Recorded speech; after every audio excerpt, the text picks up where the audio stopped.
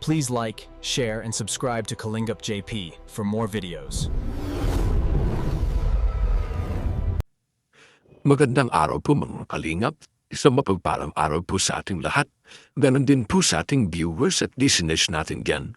Lalong-lalo na po sa ating mga bayaning OFW. Mabuhay po kayo. At ngayon po mga kalingap, pag-uusapan po natin kung ano nga ba itong bagong nagpapakilig kay Beyonce. Yan po ang ating tatalakayin at pag-uusapan. At kung bago ka pa lang dito sa aking YouTube channel, maano pong pakilike, share and subscribe para po lagi tayong updated sa mga bagong push patungkol po dito sa EdSilab Team. At bago po tayo magbigay ng ating komento o opinion, itapusin po natin ang kabuuan ng video at lagi po natin suportahan ang matubang family, sina Kuya Balat Kalingap Rob. Pero din po ang mga nakakasama nila, ang buong ting Kalingap, sa araw-araw ng pagbibigay ng saya at tulong. At syempre mas lalo pa silang ganahang gumawa ng maraming pagtulong, lalo na sa ating mga kababayang kapuspalad. Kumusta po kayo mga kalingap?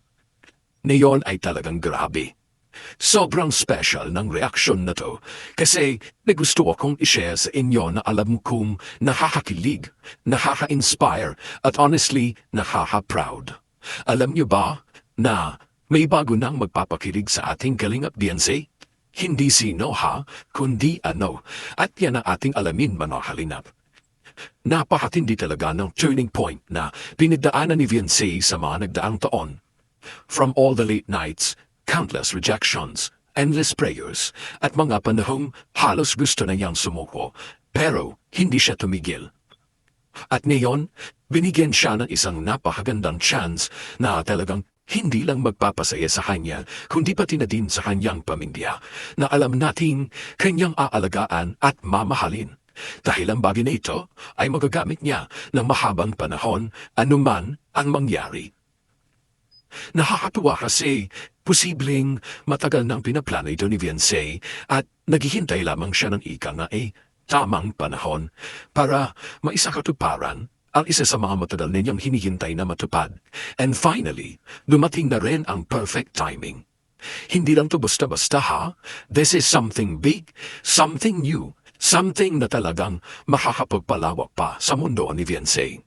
Tara mga karingap, panoorin natin ang videong ito. Yan o, tampak ko. Grabe, puno. Wala pa sila si Mrs. Love dyan. Nagpauna lang yan sila magpa-counter. Wala pa sila dyan. Yan o. Grabe. Ang dami yan. Puno-puno yan o. Grabe, ang dami. Puno-puno yung tindahan ni Beyonce nito mga kaligin. Puno-puno ang tindahan ni Beyonce niya. Sigurado yan.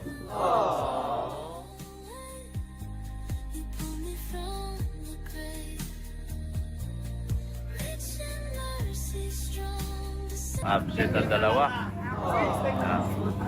Logi negosyo nito.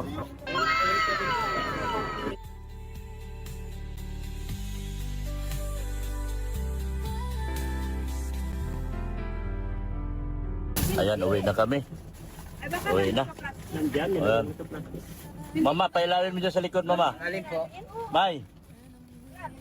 So ayun na nga po mga kalingap, narinig at napanood naman natin itong bagong paghahanda para kay Beyonce at ito ang pagnenegosyo.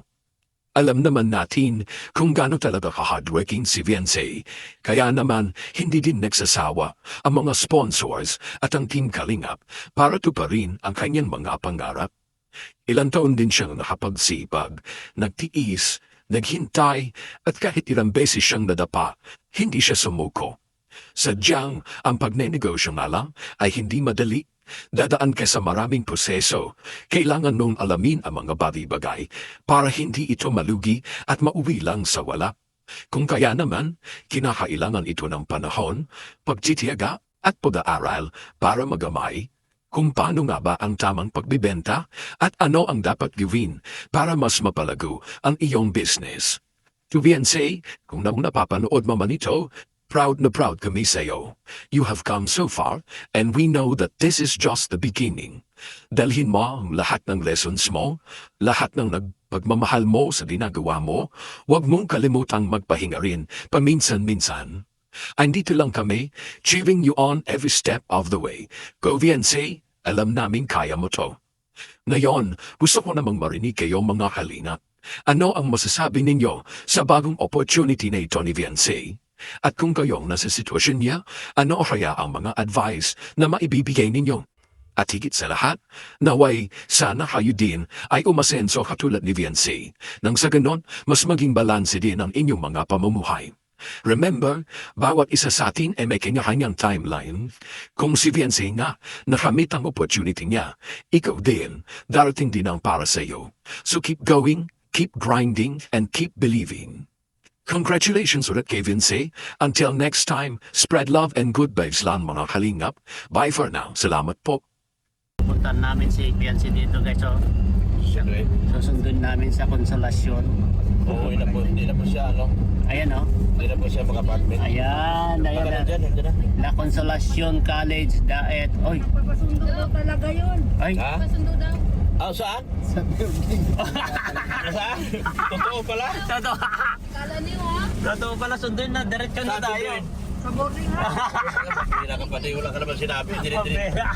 Sarap-sarap punta ko namin dito. Malapit. Buti hindi na tayo pauwi na namin. Buti nagsabi si Dilo. Buti na. Si Dilo, ang laki. Buti. Dito. Buti nag-vlog ako dito. Sabi ko, wag kang maingay kasi mag-vlog ako. Yung pala, susundin namin. Sakto pala yung pala sabi ko. May dala siya dati. Ito kami sa sentro guys. Te? Busy ang linya. Busy ang ninja.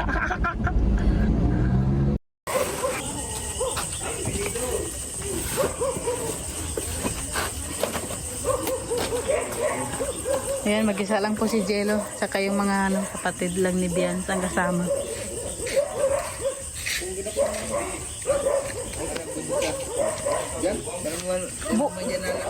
Bukas na pa yan bubuksan.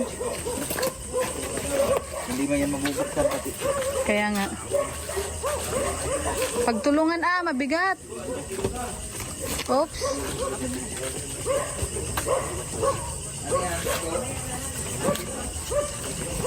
Ayan, ibubukas na po ang tindahan ni Bianca guys.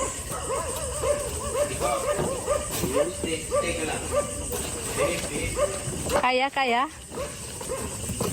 Ayun, wala mabigat. Oops.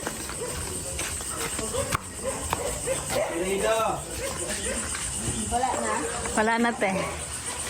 Oo, si Tiko oh. Ang tali ni Tiko.